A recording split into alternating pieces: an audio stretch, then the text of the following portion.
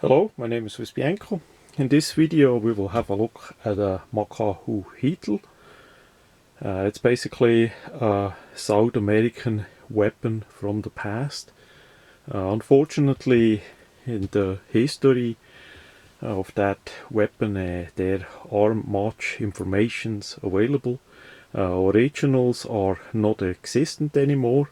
Apparently the last few pieces that were in a museum, original pieces that were taken down there, did burn off, so all what we have are modern reproductions and some descriptions from the past, and also some hand drawings of pictures and descriptions of those items from the past. There it's always a problem how accurate that was, because the description and the drawings vary quite a bit, so it's really unclear how exactly those items were, how the size of them were, how they were shaped in a way, and what finish they had on it and all that. So it's all a bit unclear and up to debate.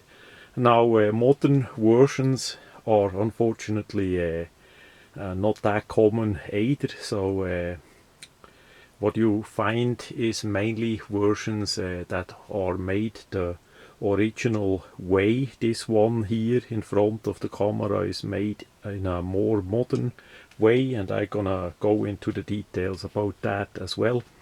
So the original way how to make that was basically that you get a piece of solid hardwood, and you shape it however long you want to have it, and whatever shape you want to have it to. Some have a bigger part here, some have a hole in it, some not. Then basically the overall shape is more a bit of like a bat with a bit flat sides. As we see here, it's more flattened out and not round. And then you have on each side, on those two sides, you have grooves in it, and often in front there is a groove as well, where they inlaid sharp rocks. Some of those rocks got really sharp. Some people say even sharper than a modern steel.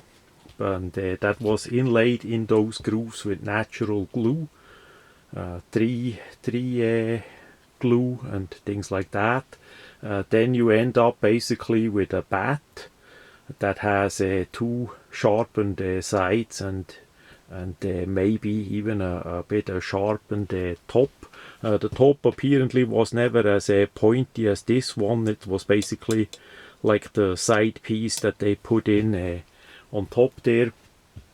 There is also the question about sheets. How did they actually carry the thing? Were there sheets? I did not see any drawings or informations about that, because the thing is relatively sharp and fragile as well. That would be in need of a sheet, so you can actually transport that through the jungles down there a bit in a safe way.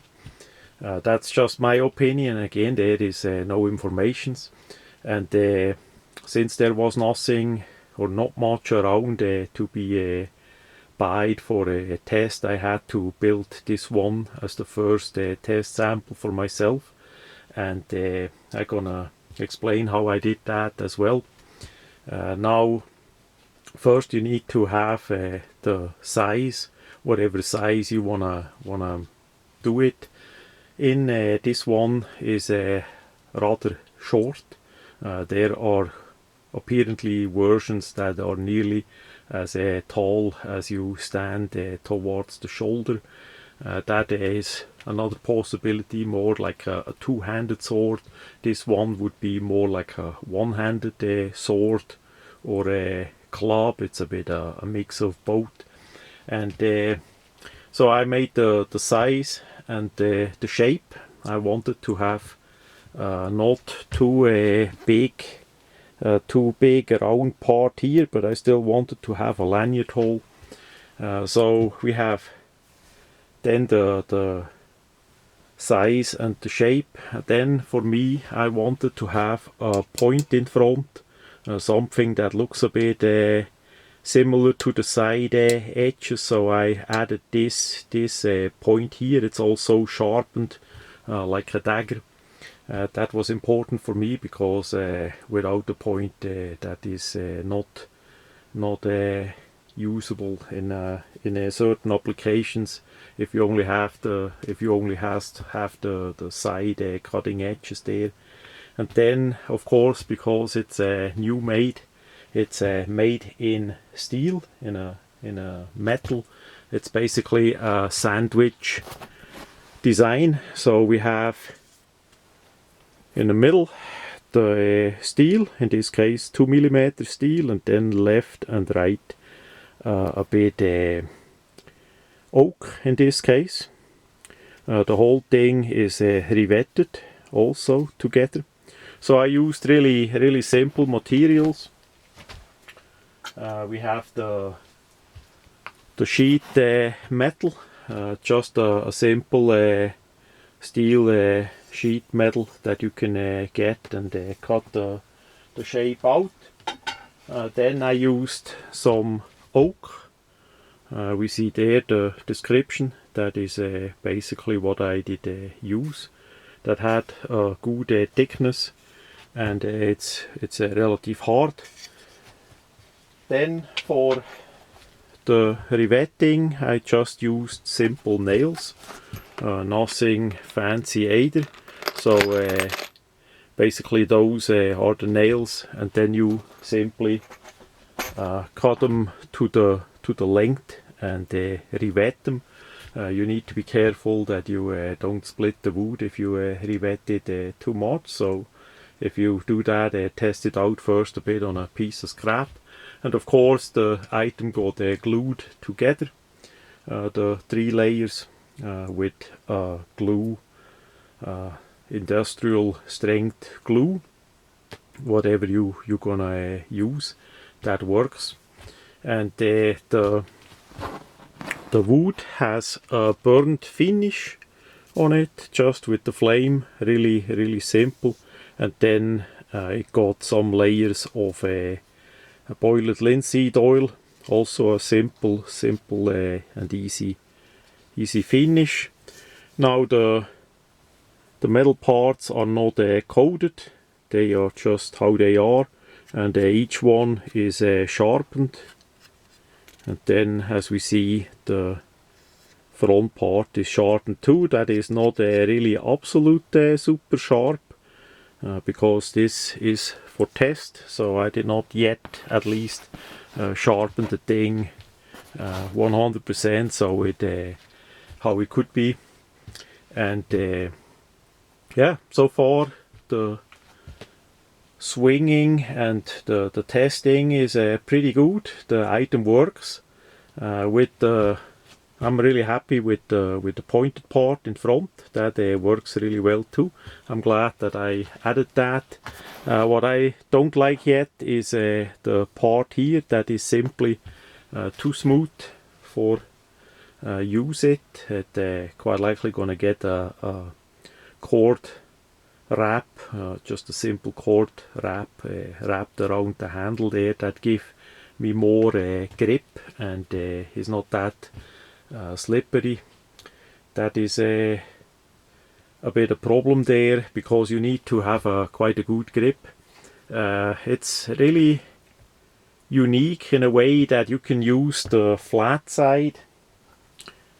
If you want to hit something, you can use the flat side if you don't want to cut, or you use one of the 2 sides and then it actually will cut. It's not like a machete or a sword, because we have those wood layers on the side, so it cuts basically the distance here, but it It stops a bit here because we have wood on top of it, and that on both sides.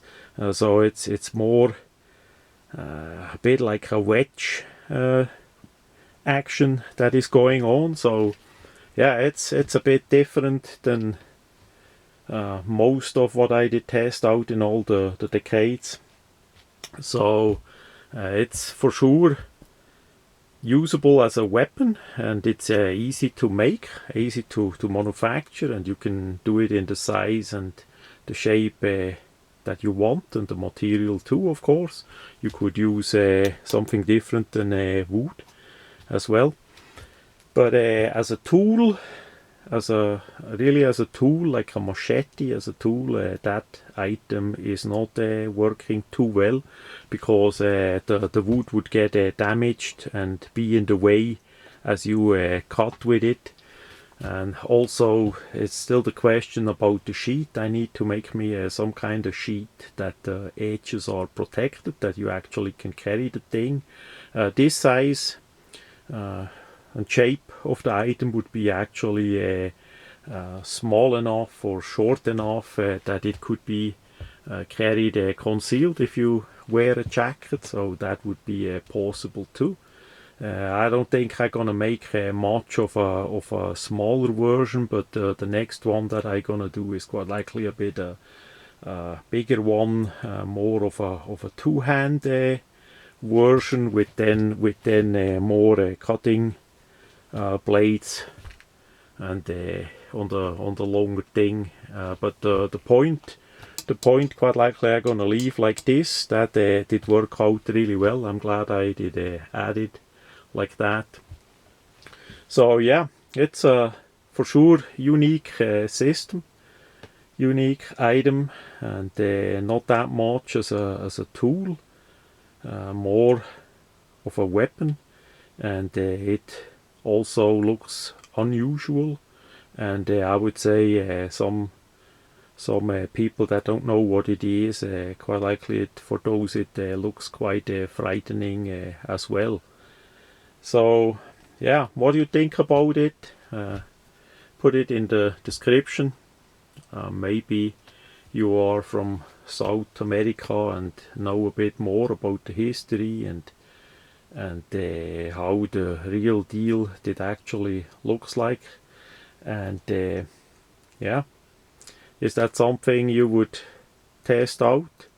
Maybe Cold Steel see that. It would be interesting to offer a version of that design in a injection with an injection molded polymer handle like they did the bats and all that. That would be for sure easy to manufacture, and maybe some people would actually buy that and test it out as well. So much about this unique item.